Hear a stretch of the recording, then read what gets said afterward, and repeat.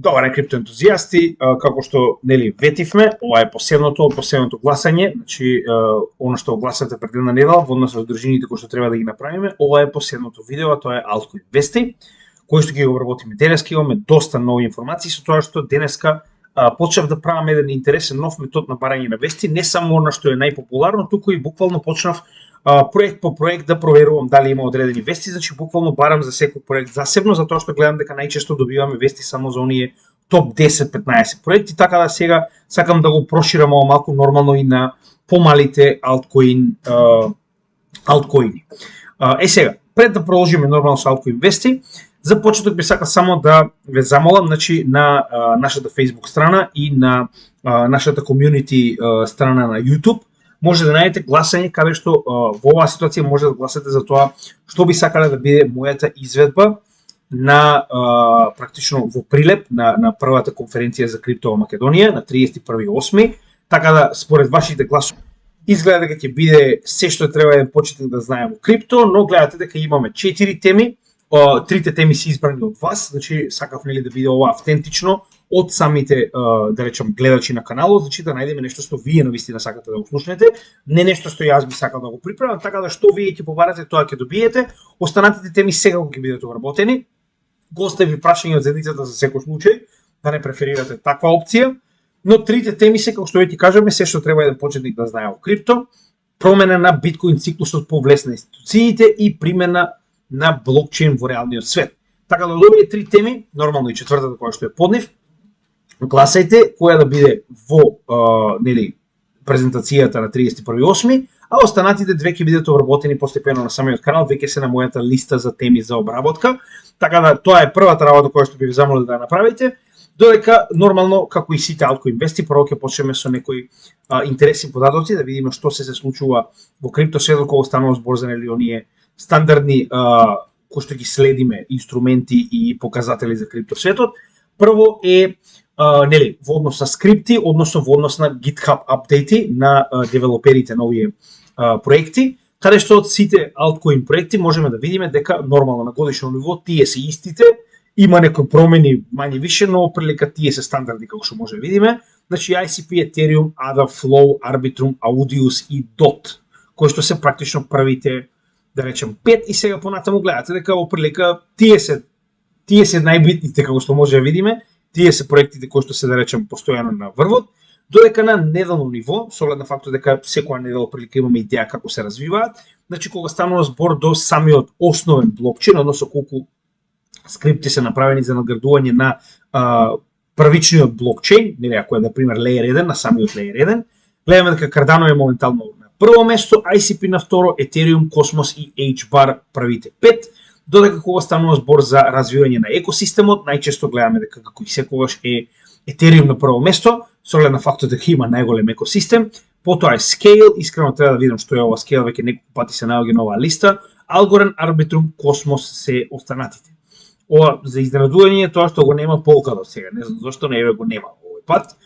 Во однос на Altcoin сезона, значи уште еднаш ќе напоменам, јас мислам дека се наоѓаме на крајно позитивен момент пред солидна експлозија.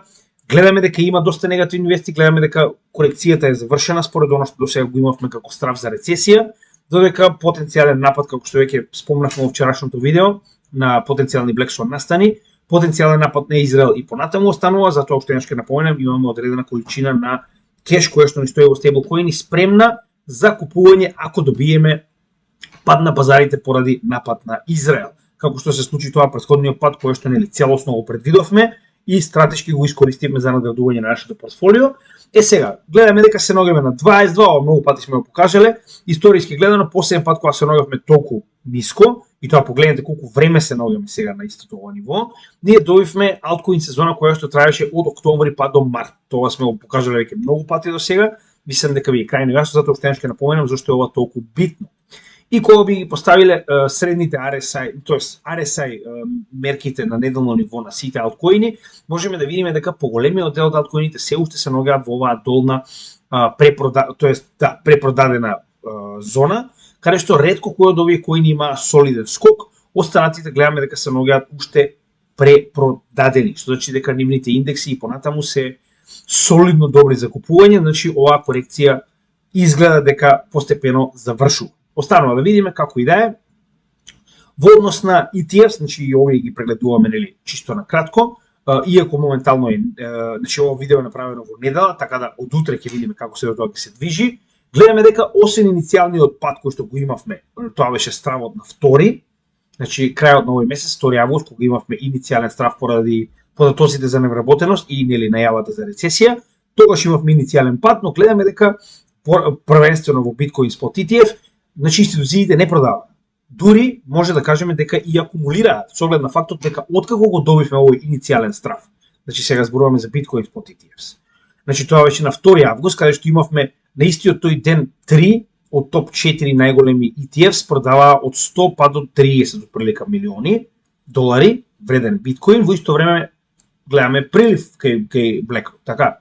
Сега во наредните гледаме 1-2 дена додека се уште траеше стравот, тоа е понеделник и вторник, 5 и 6 август, се уште нема купување, но нема ни продавање, тоа што го разговараме. Значи нема големи количини кои што излегуваат, што значи дека не го сметаат ова толку за ризично добро како што сите очекуваат дека ќе биде.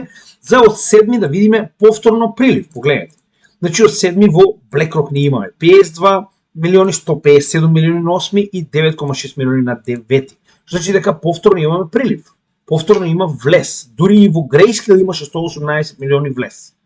Тоест не во Grayscale, се извинувам, во Wisdom 3, не во Grayscale, се извинувам. Значи имаме голем прилив, што значи дека не е толку голем стравот за рецесија колку што многу луѓе очекуваа, иако се уште е возможна. И многу битна работа е фактот дека во целиот овој период, верувале или не, посебно BlackRock, имаше огромни купување на Ethereum Spot ETF. Погледнете. Значи од 2 кога се случило, каде што имавме 0, во понеделник, наместо да има продажба, како што тоа го видовме кај Bitcoin Spot ETF, ние имаме 47 милиони влез во Bitcoin Spot ETF на Ethereum, 16 на Fidelity, 109 на BlackRock, 22 на Fidelity на 6. Погледнете. Значи имаме солидни влезови во Ethereum Spot ETF, наместо да имаме одлив, како што се очекуваше, затоа што нели крипто е, како рекоа, они постојано го зборуваат истото, дека станува збор за ризично добро. Така да во оваа ситуација јас не го гледам тоа. Јас гледам овдека дека институциите купуваат додека се уште постои страв за рецесија. Тоа треба да ви кажува дека се менува сликата за крипто, посебно за овие големи капитални, да речем, магнати како што се Ethereum и Bitcoin. Значи дека институциите се повеќе и повеќе гледаат сигурност во овие валути, а не потенцијален пат. Друга битна работа која што треба да напоменеме е околу Real World Asset токенизација. Рековме дека ќе следиме оваа платформа со цел да видиме како се тоа се развива, посебно во однос на категориите кои што сега веќе се достапни. Значи погледнете. Првенствено во однос на стейблкоини. Ние се наоѓаме на врвот кој што се наоѓавме во 2021-2022 година во bull маркетот. Тоа што сега дури се наоѓаме и повисоко, погледнете. Значи ние моментално имаме изминтано, односно претворено поголема количина на долари во стейблкоини од врвот во 2021-2022 година. Тоа ви кажува дека се повеќе и повеќе капитал се влева во стейблкоини. 164 милиарди долари имаме моментално во стейблкоини. Значи, луѓето не менуваат во стейблкоини ако не планираат да купат крипто. Се разбираме? Значи дека има причина зашто ова се случува. Така. Друга ствар. Значи, токенизирани, како што кажав, токенизирани обврзници на Америка и понатаму, иако ова се случува постепено, но гледаме дека се повеќе и повеќе расте количината на токенизирање на американскиот долг. Значи дека се повеќе и повеќе луѓето заинтересирани за токенизација. Така, оно што го зборуваме. Моментално најбрзиот тренд, дури побрз и од DeFi секторот, е секторот на токенизација на реални ствари. Затоа што истото може да го видиме во стейблкоин, истото може да го видиме во должнички долг на Америка, истото може да го видиме постепено и во ресурси. Иако овдека е злато, 99% од сето ова, сепак гледаме раст, значи се движиме нагоре, се повеќе и повеќе имаме токенизирање на злато. И уште еднаш мора да напоменам дека иако ова е се уште ново, гледаме раст. Ако се сеќавате последен пат кога го правевме, имаше само 2 милиони долари токенизирани акции, сега се 5.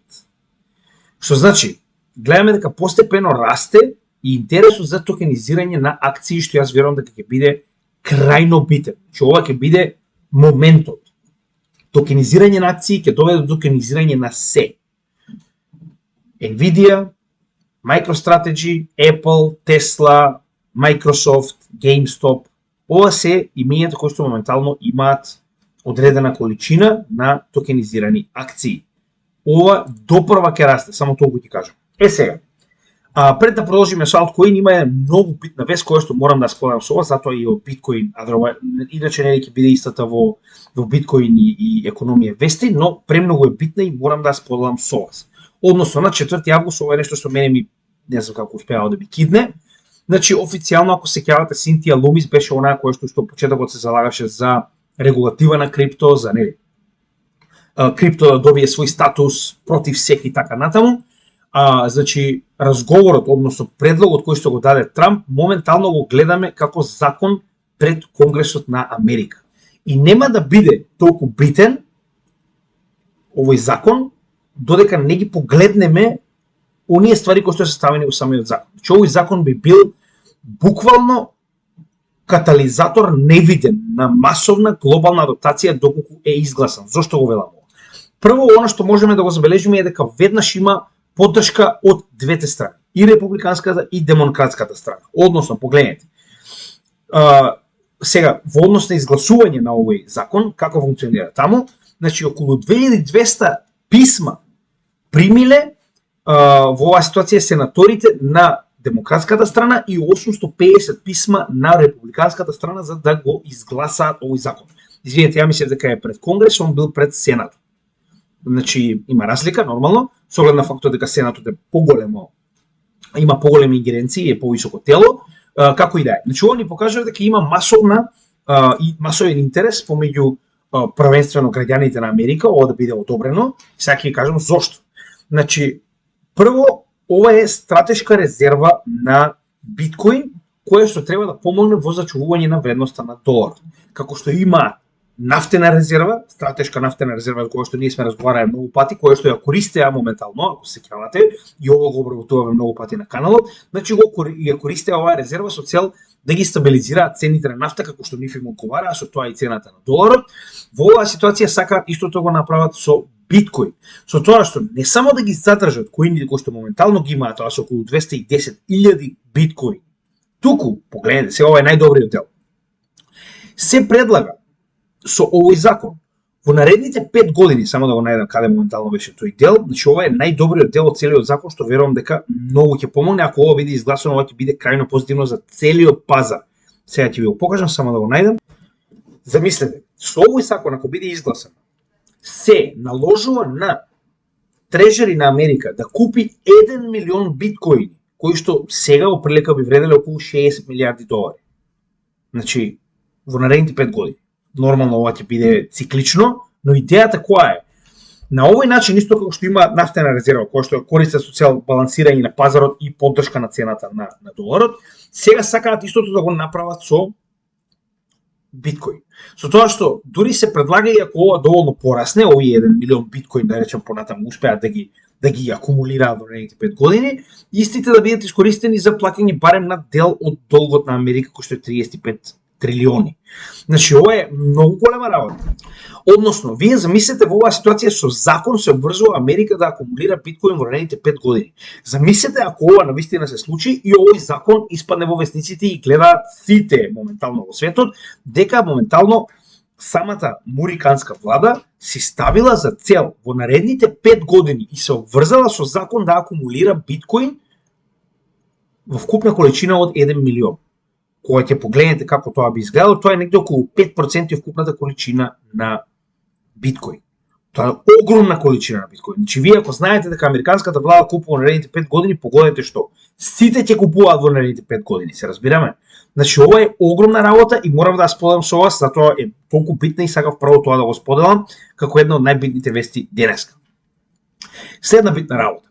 Nasdaq и BlackRock моментално предлагаат Ethereum ETF опции.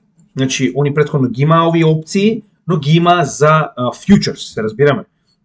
Односно, тоа беше буквално каде што Ethereum не беше во спот.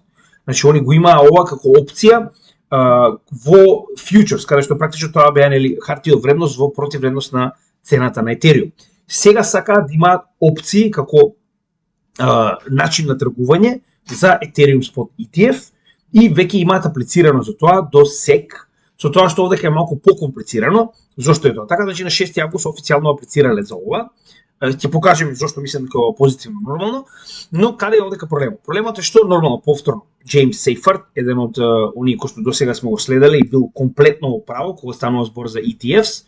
Значи истиот кажува дека ова нема да биде само одобрено од SEC, туку треба да добие одобрување уште од две дополнителни институции, а тоа е Options Clearing Corporation, која што исклучува за опции, и Commodity Futures Trading Commission, односно CFTC, која што е за ресурси, односно сите три треба да го одобрат ова, и затоа истиот дека во однос на времетраењето мисли дека е потребно, дури негде во април 2025 година потенцијално ние може да добиеме Ethereum Spot ETF опции. Иако ова е далеку, зошто е позитивно? Затоа што гледаме дека успешноста на самиот Ethereum Spot ETF ни покажува уште на самиот почеток дека и Nasdaq и BlackRock се заинтересирани за зголемување на начинот на кој што може да се тргува ова добро на пазарот. Futures and options, а се буквално тоа. Начини на кој што може да биде тргуван ова добро, ова капитално добро. Значи дека само ќе се отворат што повеќе и повеќе начини на кои што вие може да тргувате Ethereum Spot ETF. Така да ова е позитивно, дали ќе се случи или не останува да видиме, но сега за сега дури како поента, значи самиот момент дека BlackRock и Nasdaq одлучиле да аплицираат за за ваков тип на, да речем, тргување, ви покажува дека има доверба во напредокот на Ethereum Spot ETF, како што имаме и ние. Значи очекуваат дека истиот ќе продолжи да биде успешен. Следната битна вест која што имаме доаѓа од Cardano, односно ADA, каде што ќе кажеме нормално повеќе за Chain Hardfork, тоа што знам дека тоа ви е најбитно, исто и мене нормално, но пред да успеат да го направат Chain Hardforkот, гледаме дека истите направија апгрейд на Hydra Scaling солуцијата на Cardano. Односно Hydra е замена за Layer 2 на Ethereum.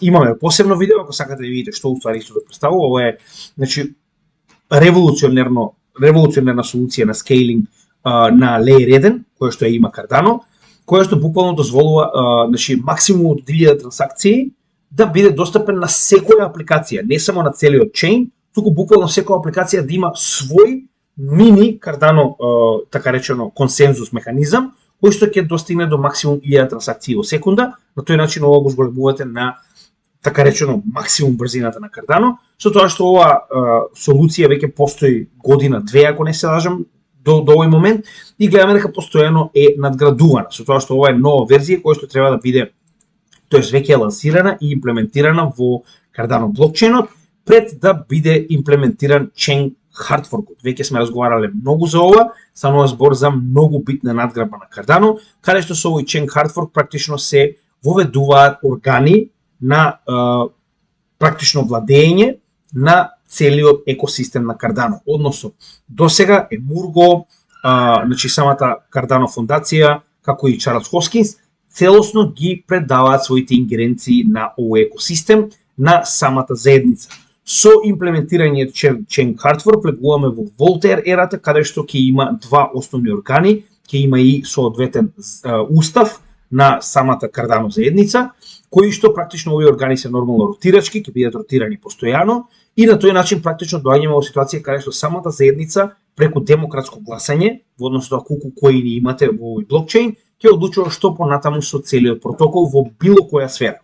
Со тоа што, значи, за да биде имплементиран Chain Hardforkот, овој нод, значи ова беше софтверот за нодови, само да видам кој беше точно производот што сум го заборил, 9.1.0, че ова е најновиот софтвер за нодовите, а нодовите во исто време се уствари stake pool operators, значи ова се базените на Cardano токени. Значи гледаме дека официјално, само да видам кој датум е оваа статија, значи на 10, тоа е пред само еден ден, со оглед на фактот дека ние го правиме ова видео на 11, значи официјално 72% од вкупната количина на stake pool оператори ја имплементирале оваа надградба, а потребни се 70. Значи дека веќе имаат мнозинство со цел да го имплементираат овој Chain Hardfork. Така да останува да видиме кога тоа ќе биде направено, но ова е многу битно затоа што Cardano е прв блокчейн во светот кој што успеал да стигне до ваков тип на децентрализација. Така да ова е крајно битно и се надевам дека нормално ќе биде успешно, не гледам причина зашто не би.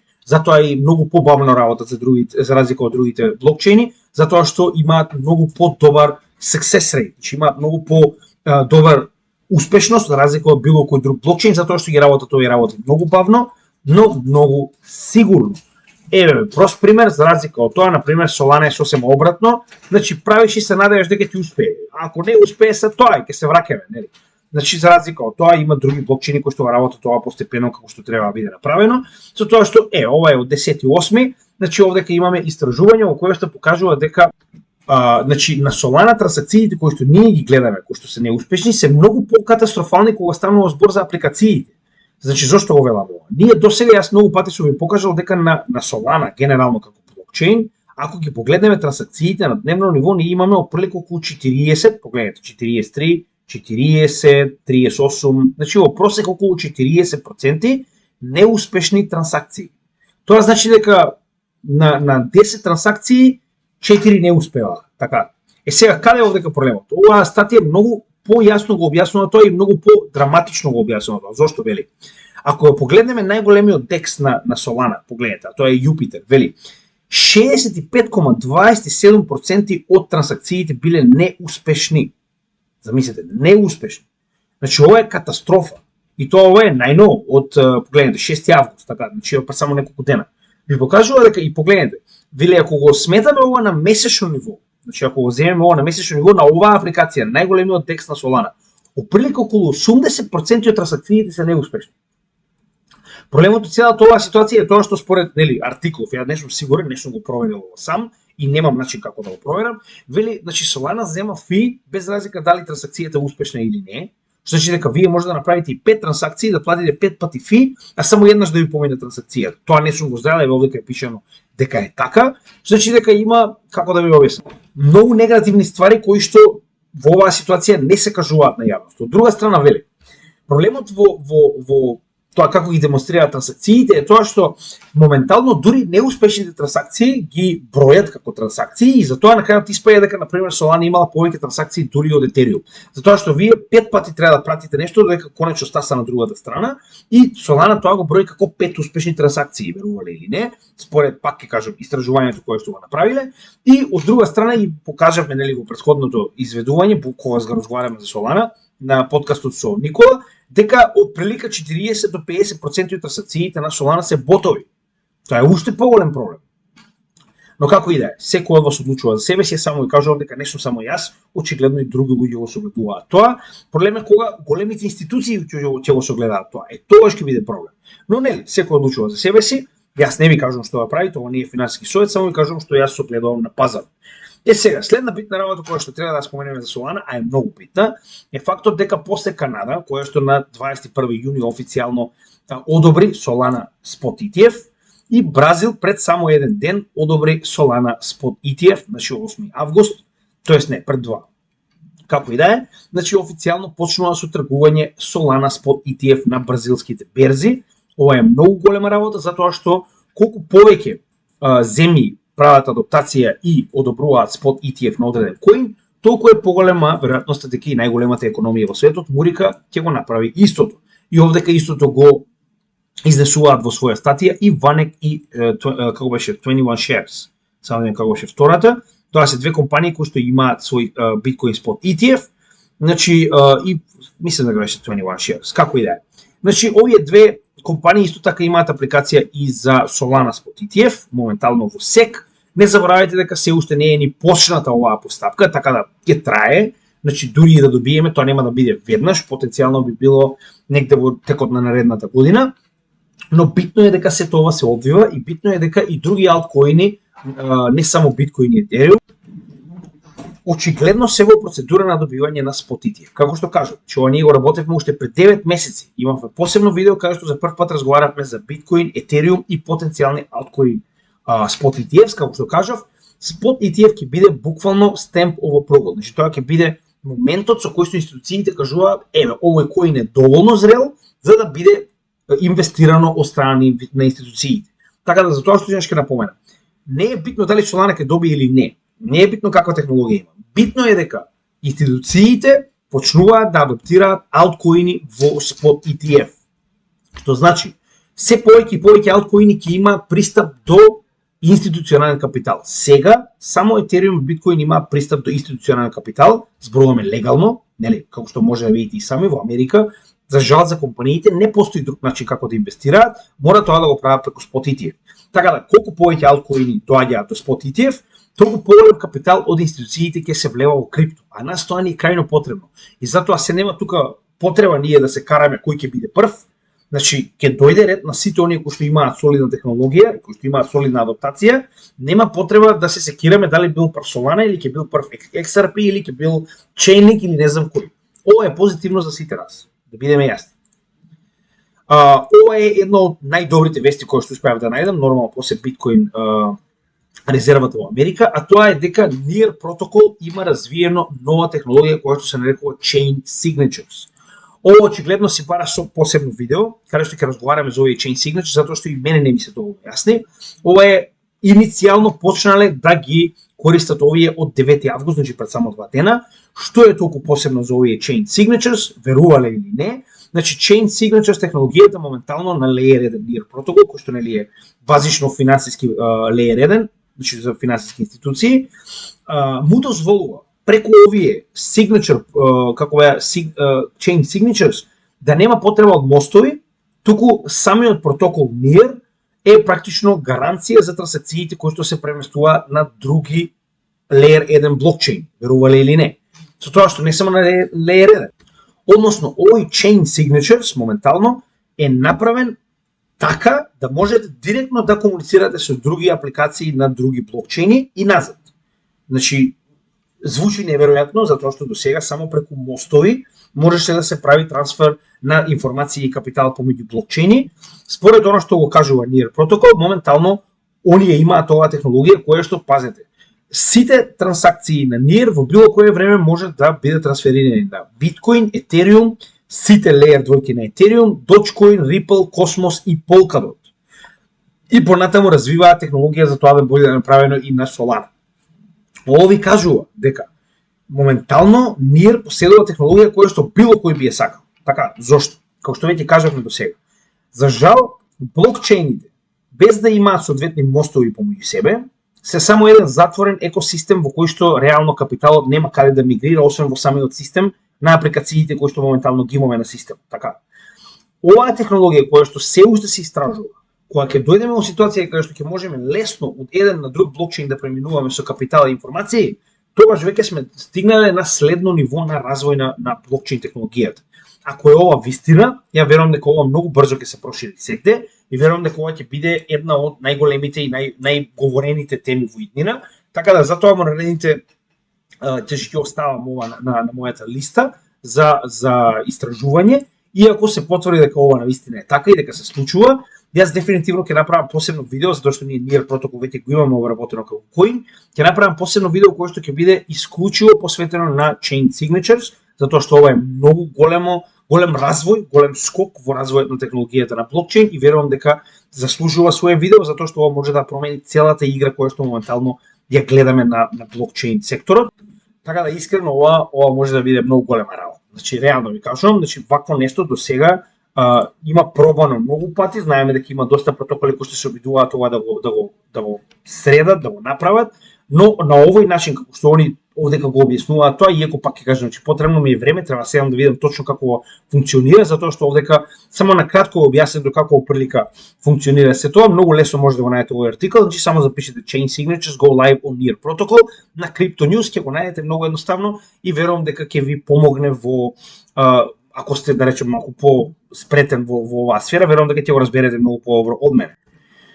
Можеме да продолжиме понатаму. Следна тема на која што сакам да разговарам е VeChain. Ова е доста интересен артикл кој што успеав да го најдам во однос на следење на карбон емисии. Значи, моментално VeChain е во партнерство со така наречениот, значи ова е некаков некоја институција, вајда, Crypto Carbon Ratings. Очигледно е голема институција во однос на тоа колку моментално клиенти има VeChain, јас не ми се веруваше ни мене. Значи моментално има посебна платформа која што се нарекува SaaS, која што има за цел буквално тоа. Значи оваа платформа е направена со соодветна апликација и интерфејс, која што помага на клиентите кои што се дел од VeChain екосистемот во однос на следење на карбон емисии, да може тоа да го прават, значи постојано on-chain и нели без прекид, значи 24/7. Тоа што погледнете овде што кажува. Вели 3 милиони юзери, че ова се очигледно компании, значи кој друг има карбон емисии, вие нема да ги мерите своите карбон емисии во станот. Значи 3 милиони юзери кои што очигледно се во Кина, значи ова очигледно е во Кина, Crypto Carbon Ratings институт. Значи моментално постојано без прекин ги следат своите емисии преку ова SaaS платформа на VeChain. Ова е многу битно затоа што гледаме дека целиот моментално свет се движи кон следење на емисии, кон намалување на карбон емисии, што е нормално добро, и верувам дека моментално VeChain е лидер во ова. Очигледно да не забораваме дека VeChain е првенствено, значи supply chain блокчейн технологија, односно неговата работа е буквално тоа, следење на supply chains во светот, буквално логистика, така. Со тоа што него ова многу би му одговарало и би било одлична надградба на неговата основна функционалност. Затоа што јас ќе напоменам дека VeChain само ги зголемува партнерствата и гледаме се повеќе и повеќе буквално фабрики, така, значи зборуваме за големи производители кои што користат VeChain за најразлични ствари, од организирање на ростер на вработени до најкомплицирани, не знам, следење на стока низ светот, до буквално гледате и карбон кредити и карбон емисии. Со тоа што исто така VeChain моментално ќе има на 14 август community call, верувам дека ова е онлайн, да, како што видите онлайн на X. Сега кога ќе биде точно, ево линкот. Значи можете многу лесно да го најдете ова, VeChain to host community call on August 14th, каде што може да го најдете или пак на VeChain официјалната страна на X, може да го најдете овој пост, каде што точно ќе го најдете линкот за да може да го следите во живо ова обраќање на овде кај е најавено Сани, ова е нели основачот, ако не се лажам, на VeChain проектот, како и да е, Сани Лу. Значи ова ќе биде битно, верувам дека цената на вет ќе соодветно ќе нели претпоставам порасне поради ова, затоа што ќе се зборува за напредокот на, значи знаете сами дека VeChain веќе еволуира и има свој така речено екосистем во кој што моментално VBetter, значи е буквално проектот на кој што истиот работи. Значи ова е VBetter екосистемот, каде што рековме дека ќе има и дополнителни токени, за ова ќе треба соодветно видео, но се уште не го развиле доволно за да имам доволно информации да можам да го направам ова видео. Значи тоа ќе биде надградба на видеото за VeChain кој што веќе го имаме направено. Односно гледаме дека и понатаму продолжуваат да го развиваат овој проект и тоа солидно. И да не забораваме, на вистина има многу големи партнери.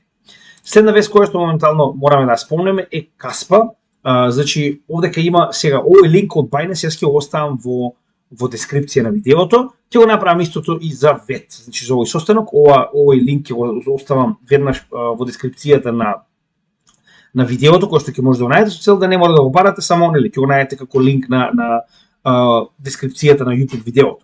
Истото ќе го најдете и за Каспа, а што уствари представува ова? Моментално Binance за одреден временски период нуди да се приклучите на нивните майнинг сервиси за Каспа со нула фи, односно во овој период на майнинг, и сега овдека е тоа подетално објаснето на самото известување на Binance, каде што точно е објаснето во кој период, значи од 5 август до 5 ноември нема да има никаков фи за оние кои што се приклучат со майнинг на, практично вие треба вашите майнери за Каспа да ги приклучите на Binance пулот, со тоа што јас овдека значи ќе го оставам ова во дескрипција како линк каде што буквално е објаснето што и како треба да направите и како да се приклучите. Пак ова не е мој совет тоа да го направите, само ви покажувам дека моментално го има како опција, ако ви одговара нормално слободно повелете. И Bitcoin Miner Marathon, значи ова е нешто што јас го видов на интервју, верували или не, и тоа само пред 1 или 2 дена, каде што, значи знаете дека Marathon Mining е најголемиот майнер на Bitcoin. Вели дека дополнително во склоп на Bitcoin Mining мајнаат и Каспа. И тоа вели дури дел од Bitcoin майнерите ги пренасочиле за майнинг на Каспа. Со тоа што вели моментално имаат измајнато 93 милиони CAS токени од септември 2023 година. Тоест коини во оваа стација има свој блокчейн. Значи ова е огромна работа, затоа што замислите топ 1 мајнерот во светот мајна и Каспа. Значи тоа ви покажува дека навистина овој Proof of Work консензус, че овој блокчейн Proof of Work навистина има иднина. Пак ќе кажам, најголемите мајнери во светот мајнаат и Каспа. Ова е одлична вест ако мене ја прашувате, само што некако мене ми побегнала и овој пат ја видов на интервју и морав да го споделам тоа со вас.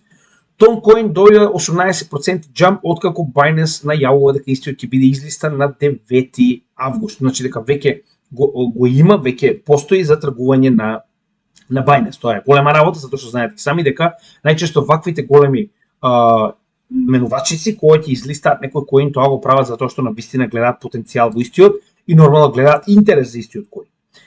Следна вест која што ја најдов е за Uniswap. Сега ова е многу добар показател дека се наоѓаме пред голем bull маркет. Зошто го велам тоа? Погледнете. Значи Uniswap поглед сега 8,5 милиони нови адреси од Layer 2-ките на Ethereum го користеле Uniswap за замена за токени. Така, погледнете. Нема да биде толку уникатна и голема оваа информација да не видиме колку претходно бил бројот на адреси кои што го користеле Uniswap. Погледнете. Значи, претходно имало рекорд нормално еден месец назад, во јули, каде што сме имали негде околу 4,5 милиони. За сега да го дуплира, че погледнете, вие последните 3 месеци, кога луѓето имаат највеќе страф, откако нели почна целата оваа ситуација после март, значи погледнете. Во март они имале негде околу 2 милиони. Потоа ова е март. Март и април имале околу 2 милиони и мај. А во јуни и јули, кога ние имавме најголем страф на пазарот, они имаат 5 и 8,5 милиони нови адреси, тоест ова се адреси кои што го користеле Uniswap за замена, се разбираме, за своп на токени. Ова треба да ви покаже колку повеќе се погледнете, значи историски од така речено почетокот на постоењето на овој токен, гледаме дека се повеќе и повеќе расте интересот прво за дексови, а второ за замена на токени. Значи тоа ни покажува дека ритейл секторот се враќа. Значи ритейл секторот се враќа затоа што DEX не користат институции, се разбираме. DEX многу ретко користат китови. DEX користат секојдневни луѓе како јас и вие, така да верувам дека ова е многу позитивно за целиот крипто пазар. Сега една работа која што сакам да се поврземе за она што го разговаравме во саботата. Значи не заборавајте дека и саботата и неделата ние имавме неделно специјално видео, со оглед на фактот дека во саботата го имавте видеото за државна должничка криза, која што е многу битна тема, и објаснувам како неизбежно е да колабира доларот во Америка и самата економија на Америка, значи неизбежно е, и како е тоа поврзано со крипто секторот. Нормално во неделата веќе го погледнавте видеото за потенцијални Black Swan настани, а денеска да се надоврземе на саботното видео каде што покажаме на крајот како изгледа една валута во инфлација споредена со биткоин. Така, значи каде што можеме да видиме дека моментално турската лира во биткоин, само момент, не знам што дека се блокираше, моментално турската лира во биткоин е, погледнете, значи во енормен скок. Значи биткоин се повеќе и повеќе вреди во Турција поради нивната инфлација. Истото го имаме и со аргентинскиот пезос. И што моментално добиваме овдека? Погледнете. Турција, и тоа е само пред неколку дена официјално, само да точно кога беше оваа вест. 9 август. Вели, има огромен наплив на крипто лиценци и апликации за крипто лиценци во Турција. Зошто? Затоа што вашата валута веќе не вреди. Што значи дека луѓето прибегнуваат кон следната технологија која што може да им даде сигурност. А очигледно тоа е крипто. Така. Вала, магија. 9 јули 2024 година. Крипто адаптација во Аргентина скокнала за 276%, се извинувам, обратно. Значи имаме многу зголемена адаптација на крипто во Аргентина поради скокот од 276% инфлација. Уште еднаш. Кога имаме инфлација и губење на вредноста на секојдневната валута, луѓето се обидуваат да го заштитат својот капитал. Очигледно, крипто е одговорот. Значи овие се практични примери во кои што самата држава веќе ги сјебала своите валути, луѓето прибегнуваат кон она што може да ги заштити, а тоа се криптовалути. Се разбираме? Значи еве, не сум јас, дури имаше едно прашање поставено врз моите постови на Facebook, како си сигурен дека луѓето ќе приврнат по крипто. Ја не морам да бидам сигурен. Еве пример. Значи еве прост пример. Значи беше таму поставено прашање зошто си сигурен дека ако колабира доларот, нема луѓе као демек ќе колабира и биткоин. Еве, да видиме дали е така. Зошто кажете ми кога колабира турскава лира, луѓе прибегнуваат кон крипто? Очигледно. Или кога колабира аргентинскиот пезос, луѓе колабираат кон крипто. Истата ситуација имаме и во Венецуела, каде што стейблкоини се користат, USDT се користи на секојдневно ниво за трансакции, затоа што нивниот боливар е комплетно уништен, значи не постои, веќе е комплетно извадено циркулација. Значи, ја не морам тоа да го смислам, некој веќе го покажува преку дела, значи го гледаме тоа секој ден се случува на пазарите. И така да, понатаму, ова само ќе се зголеми, затоа што имаме успешни примери во Аргентина и Турција, каде што луѓето очигледно користат криптовалути за да ја избегнат инфлацијата. Така. Следната интересна вест е од Тетер, каде што моментално се тужени од Целзиус, верували или не, значи Целзиус се уште прави проблеми, дури од кога не постои, со тоа што бараат 2,4 милиарди вреден биткоин да им биде вратен, што е уствари целата ситуација. Ако се сеќавате, значи Целзиус практично поземуваше од Тетер пари, кои што потоа ги даваше на своите клиенти за нормално колатерал. Значи он дава колатерал и тоа over collateralized биткоин, значи пример поземувате $1000 во USDT, но треба да дадете $2000 во биткоин за да практично ги добиете овој. Тоа е over collateralization, така. И во случај да вие практично ги изгубите тие $1000, они ќе продадат одреден дел кога да ги покријат овие $1000 и остатокот ќе ви го вратат на акаунт. Сега што е овдека проблемот? Проблемот е што нормално самиот Целзиус имал позиција во која што, верували или не, поземил неверојатни 815 милиони USDT и тоа поземил лично, така, нормално после тоа ги дава на своите клиенти, каде што во противредност дал, мислам дека пута 2, ако не се лажам, значи вредност на биткоин, така. И сега што е овдека проблемот? Како цената на биткоин почна да паѓа кога влеговме во bear market, така и Целзиус почна да пропаѓа и нормално оние продале ова, значи и тоа овдека се напоменува дека значи Тетер го направил тоа по барање на Целзиус.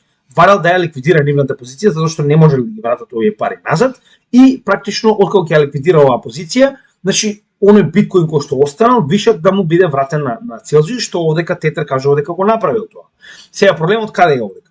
Што цената по која што тогаш ја ликвидирал, да речем, својата позиција во биткоин била каква и да била, така, во bear market, колку може да очекувате. Со тоа што сега он моментално бара да му биде вратена, затоа што сега цената на биткоин е во сосема друга ситуација, така. Нормално Тетер нема да го направи тоа и ова ќе се развлече од тужба, како и вообичаено, ништо ново и искрено е проблем, но не е толку голем затоа што ако Тетер навистина ги поседува овие докази кои што кажува дека ги поседува, дека има соодветни докази дека Целзиус го побарал ликвидирањето на својата позиција, тогаш во оваа ситуација верувам дека Тетер многу лесно ќе заврши позитивно оваа тужба во негов корист.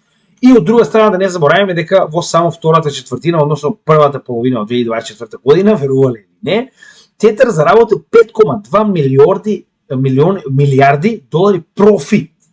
Ова е тоа што ви го кажува дека моментално стейблкоините и нивните компании се фабрики за пари, затоа што се што ви им давате, они го купуваат, значи со тој капитал купуваат краткорочни обврзници од Америка, кои што моментално се по 4-5% на 3 месеци и вие практично нив им давате милион и они прават, значи, солидни $30,000 профит на 3 месеци на вашите $1,000,000 кои што треба да ги чуваат, а може да ги чуваат и во краткорочни обврзници на Америка. Значи, моментално принтаат пари. За половина година они направиле $5,2 милиарди профит. Ова е чист профит. Така да овие 2,4 дури ако треба да ги платат, не верувам дека се проблем. Значи моментално во овој bull market ја верувам дека Tether и Circle ќе искинат од пари. Значи ја гледате сами, а уште не сме ни почнале со официјален bull market, може да знаеме што ќе се случува понатаму со тоа што Tether официјално најавува дека истиот дури ќе го зголеми дупло својот, значи луѓето кои што работат во правниот департмент, во правниот оддел на Tether, затоа што моментално знаете која е најголемата мака на Tether, тоа е compliance, односно да биде во рамките на правото, така да можам да замислам како се тоа ќе се одвива, но како и да е, Tether се труди, јас знам дека е најголемиот ризик во криптопазарот, значи пропаст на оваа компанија ќе не кошта нога и рака на крипто, но како и да е, што можеме да направиме, можеме само да се надеваме дека нема да се случи. За жал, ние не можеме да ги контролираме чекорите на Tether. Гледаме дека се повеќе расте.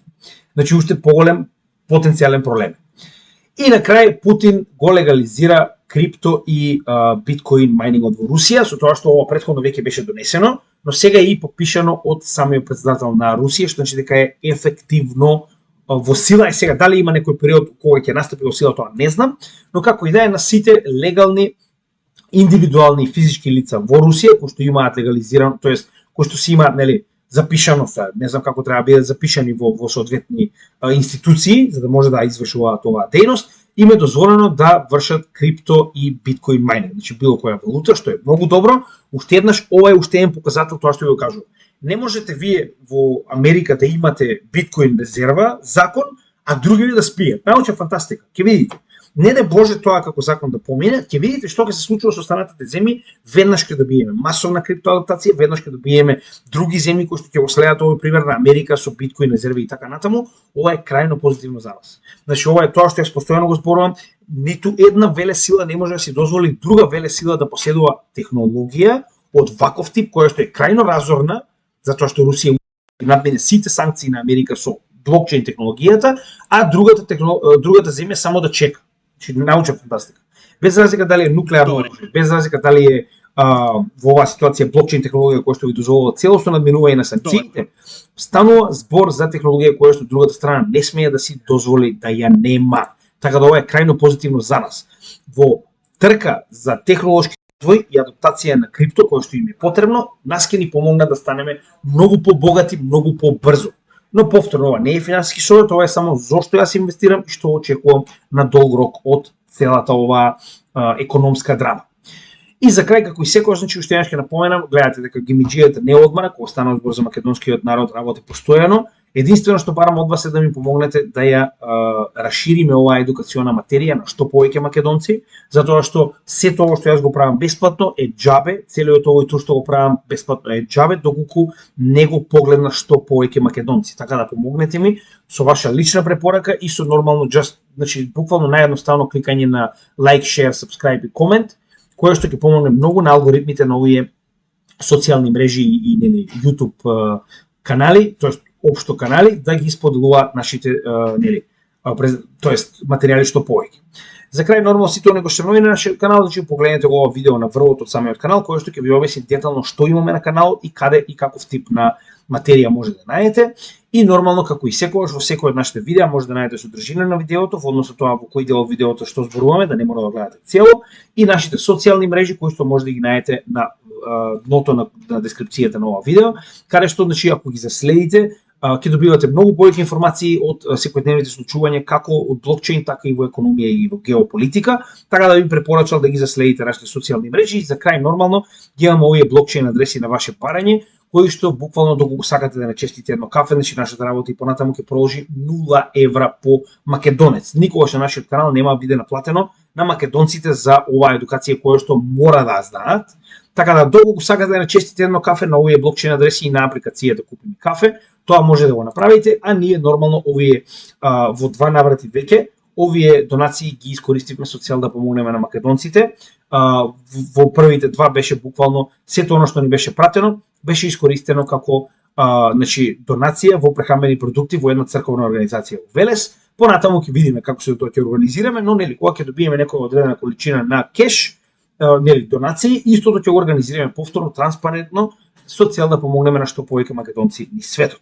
Не заборавајте дека 31.8 е нашата практично само за оние кои што можеби не го виделе ова, значи на 31.8 официјално имаме значи прва македонска крипто конференција во Прилеп, на што сум екстремно горд. Јас и Криптофил од Англија се враќаме во Македонија за да одржиме презентација, секој на свој начин. Еве, според вас веќе знаеме што ќе биде презентацијата, значи според гласовите се поверојатно е дека ќе биде за она што само прочитаме уште еднаш точно насловот, значи се што треба еден почетник да знае во крипто, со оглед на фактот дека имаме повеќе од 117 гласови, а поголемиот дел од половината се во првата тема, изгледа дека ова ќе биде темата која што јас ќе ја обработам и ќе ја презентирам за вас во оваа криптоконференција која што ја најавивме. Уште еднаш верувам дека ќе биде доста интересно. Би ви предложил да дојдете, значи не наплаќаме буквално ништо, јас и Криптофил ги подмируваме сите трошоци. Се што сакаме е да ја споделиме нашата едукација со што повеќе македонци, така да повелете во новото кино позади библиотеката Марко Цепенков и се надевам дека ќе имаме добра дружба. Што да ви кажам, ви очекувам. Ви благодарам на поддршката и се гледаме во следното видео. Поздрав од Крипто Гимиџи.